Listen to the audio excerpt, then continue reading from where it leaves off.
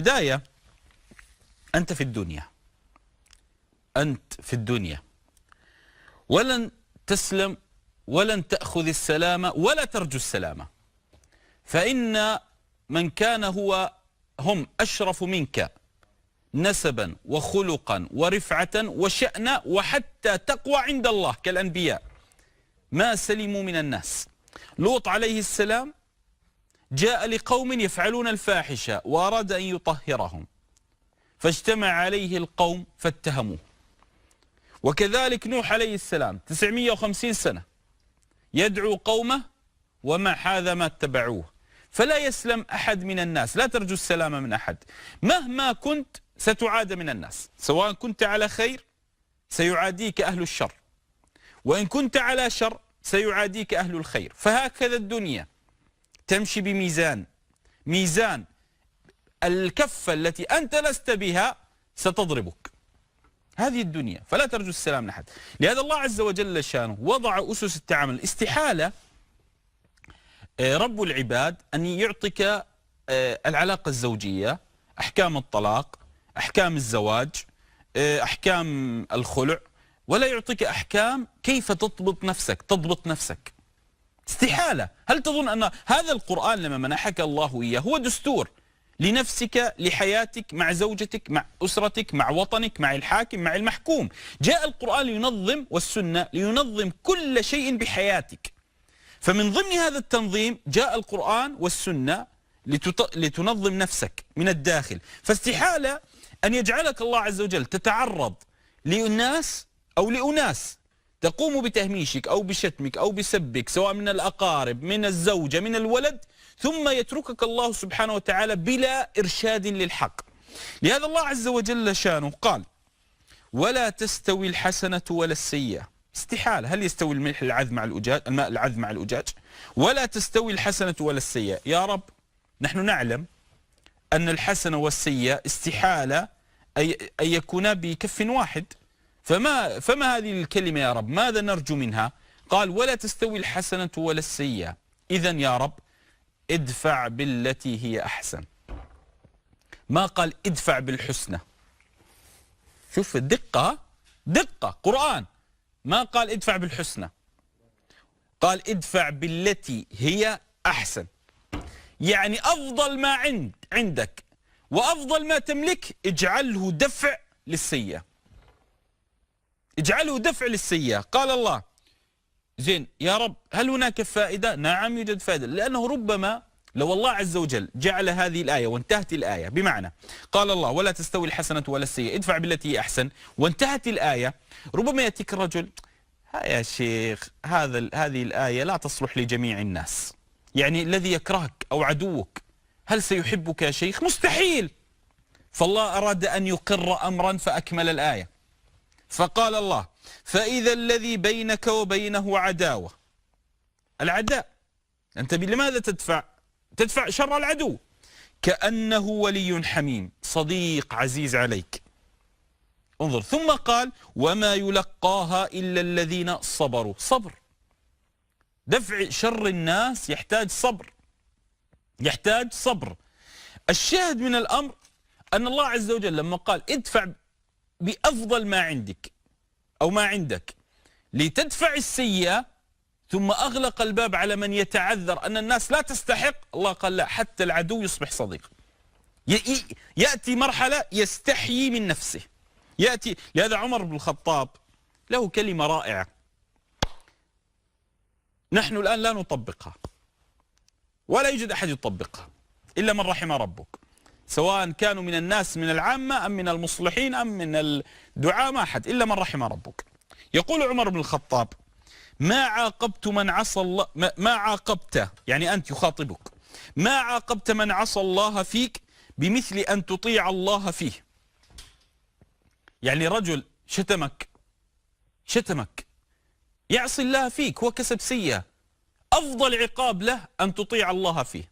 بمعنى أنت عصيت الله بي فشتمتني، أنا لن أعصي الله بك وأشتمك، بل سأقول غفر الله لك، سأطيع الله بك.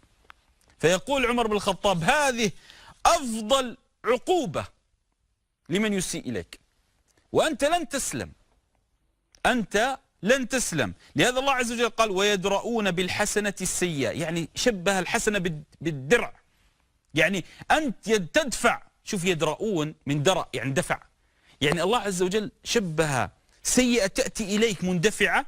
شوف انتبه للوصف القرآني، سيئة تأتي مندفعة إليك قوية وأنت تمسك درعا. ما هو الدرع؟ الحسنة.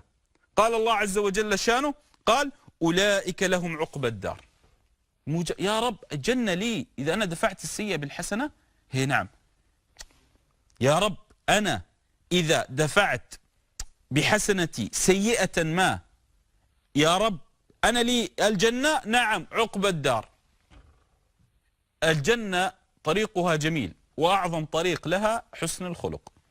لا تأتي تعلمني دينك بسوء الخلق، لأن الدين جاء للأخلاق.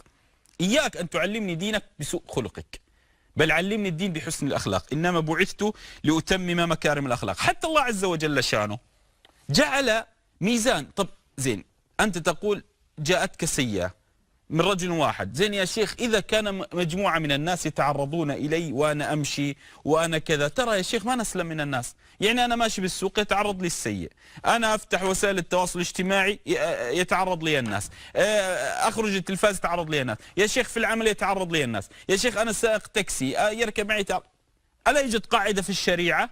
نعم إذا كثر العدد. إذا أنت الله عز وجل أمرني إذا كان رجل بواحد أو اثنان أو ثلاث مثلا دفعوا سيئة لي، أمرني لا أن أدفعها بالحسنة بحسن الخلق. زين إذا كان كم هائل ماذا أفعل يا رب؟ قال الله قال سبحانه وتعالى وإذا خاطبهم الجاهلون قالوا سلاما. كثرت العدد. الله يعمل معك موازنة، يخبرك الله متى ترد ومتى لا ترد. يخبرك الله سبحانه متى تدفع ومتى خلاص سلام. إذا كان العدد كبير جاهل خلاص جاهل، الله يعلم أنه جاهل، لن تستطيع أن تنقذ جاهل أبدا. فالله عز وجل شانه لما وصفهم بالجهل بمعنى لن ينفع معهم الخطاب العلمي. الجاهل ما ينفع مع الخطاب العلمي، فبما أنه جاهل وأقر الله عز وجل أن هذا جاهل، ما أفضل وسيلة له يا رب حتى أتجنب هذا الجهل؟ قال وإذا خاطبهم الجاهلون قالوا سلاما. سلام سلام. أفضل علاج وأعظم كي، لأنه لو كان يفيد معه الكلام لأمرك الله أن تخاطبه. لهذا الله عز وجل أمرك أن تخاطب اليهود والنصارى. تصور اليهود والنصارى وجادلهم بالتي هي أحسن.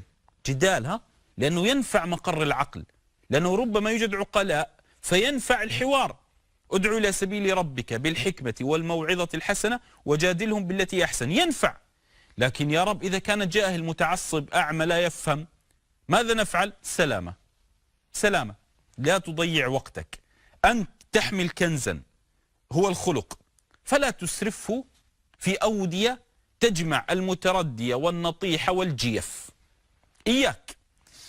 لهذا الله عز وجل شانه عائشة تقول لما سئلت عن خلق النبي صلى الله عليه وآله وسلم قالت لم يكن فاحشا ولا متفحشا ولا صخابا في الأسواق ولا يجزي بالسيئة السيئة ولكن يعفو ويصفح صلى الله عليه وآله وسلم. شوف الحديث.